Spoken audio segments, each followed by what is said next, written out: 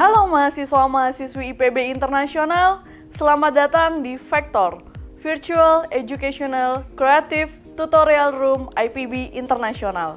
Sebuah ruang belajar virtual yang akan memberikan pengalaman belajar yang menggembirakan, yang dapat diakses kapanpun dan dimanapun. Dalam 10 menit ke depan, kita akan belajar tentang manajemen kawasan wisata. Tujuan pembelajaran dari video ini atau unit kompetensi ini adalah untuk memahami tentang pengertian dari manajemen kawasan wisata dan mengetahui posisi sebuah kawasan wisata atau TELC. Langsung saja, mari kita mulai. Kali ini saya tidak sendirian, saya ditemani oleh Agnes. Halo semuanya. Pada bab pertama ini, saya akan membahas tentang pengertian manajemen dan pengertian kawasan wisata. Agnes, kamu tahu nggak apa itu manajemen? Sepengetahuan saya, manajemen berarti mengatur dan mengelola. Bener nggak, Miss? Betul, Agnes. Mungkin kata ini sudah tidak asing lagi bagi kalian semua. Manajemen berasal dari kata manage yang berarti mengelola atau mengurus, mengendalikan, mengusahakan, dan juga memimpin. Agnes, kamu tahu nggak apa itu pengertian dari kawasan wisata? Sepengetahuan saya, untuk manajemen kawasan wisata itu sendiri berarti membicarakan tentang wilayahnya ya, Miss. Apakah benar? Betul, Agnes. Pengertian kawasan wisata merupakan sebuah wilayah yang di dalamnya mencakup pengembangan dari 3A, yaitu amenitas, atraksi, dan akses. Sampai di sini saya harap kalian sudah paham ya. Pada bab 2 ini, saya akan membahas lebih dalam tentang aspek-aspek yang ada di dalam kawasan wisata. Agnes, kamu tahu nggak aspek-aspek apa aja yang ada di dalam kawasan wisata? Seingat saya ada 3, Miss. Ada produk, place, dan promotion. Mungkin Miss bisa bantu untuk menambahkannya? Baik, saya akan bantu untuk menambahkan. Jadi, selain produk, place, dan promotion, itu ada price, people, process, dan physical evidence. Oh ya, Miss. Boleh dijelaskan untuk lebih detailnya? Baik, Agnes. Supaya lebih jelas lagi, kita langsung mengambil contoh yang ada. Kalau berbicara tentang produk, saya ambil contoh di kawasan wisata Monkey Forest. Di sini, produk yang dijual adalah kita bisa melihat langsung habitat monyet. Lalu untuk place atau tempat, Monkey Forest ini berada di jantung pariwisata Ubud. Sedangkan promotion atau promosi berarti bagaimana cara pengelola melakukan promosi, entah itu dari media sosial ataupun media cetak. Price atau harga di sini berarti membahas tentang tiket masuknya. Untuk people atau orang-orangnya, ini adalah tentang mempekerjakan penduduk lokal sebagai karyawan seperti di ticketing, guide, dan target wisatawannya. Proses di sini berarti cara wisatawan dari datang ke tempat wisata, membeli tiket, melihat atraksi, hingga mereka pulang dan mendapatkan pengalaman yang tak terlupakan. Selanjutnya adalah physical evidence. Physical evidence merupakan bukti fisik bangunan dari kawasan wisata tersebut. Contohnya, terdapat Tourism Information Board, parking area, dan hutannya itu sendiri. Sejauh ini sudah paham ya kalian tentang 7P ini? Agnes, bagaimana? Sudah paham belum? Sudah sangat jelas, Miss.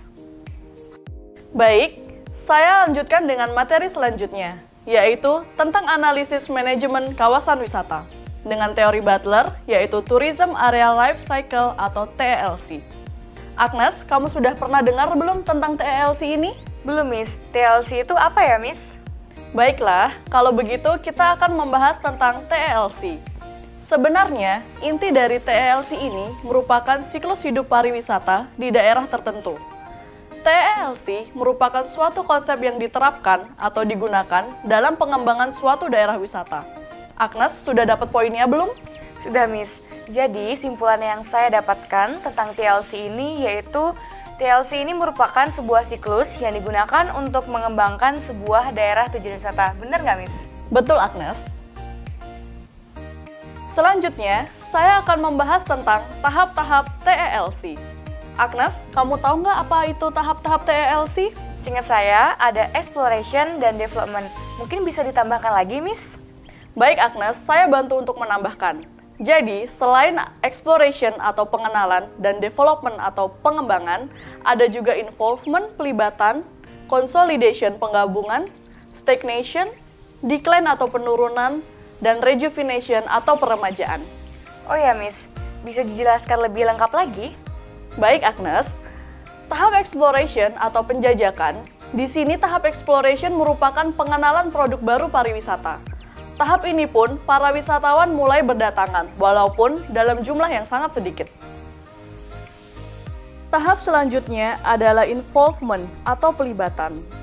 Tahap ini merupakan tahap pengelompokan musim-musim wisata mulai bertambah. Kunjungan wisatawan pun mulai bertambah dan mulai ada pengaruh yang nyata. Tahap selanjutnya adalah development atau pengembangan. Tahap ini merupakan mulai adanya kebijakan publik dan investasi ini dibutuhkan jika daerah tujuan wisata tersebut mendukung keberlangsungan pengembangan. Selanjutnya adalah consolidation atau penggabungan.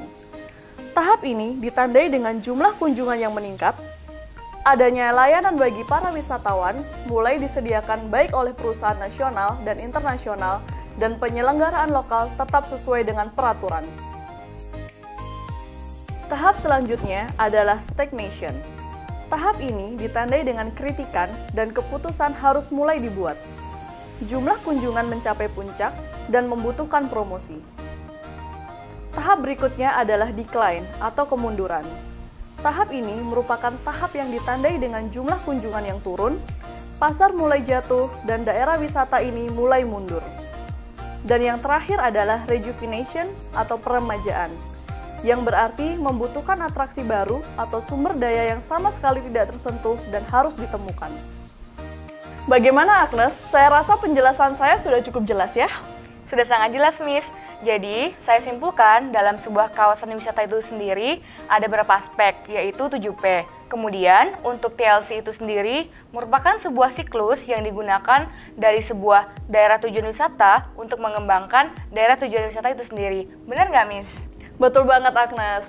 Jadi, semua 7P ini digunakan sebagai aspek penunjang sebuah destinasi, dan TLC ini sebagai tahapan untuk penentuan dalam sebuah kawasan wisata. Sekian pembelajaran kita hari ini tentang manajemen kawasan wisata. Trust your virtual, educational, creative tutorial room by IPB International.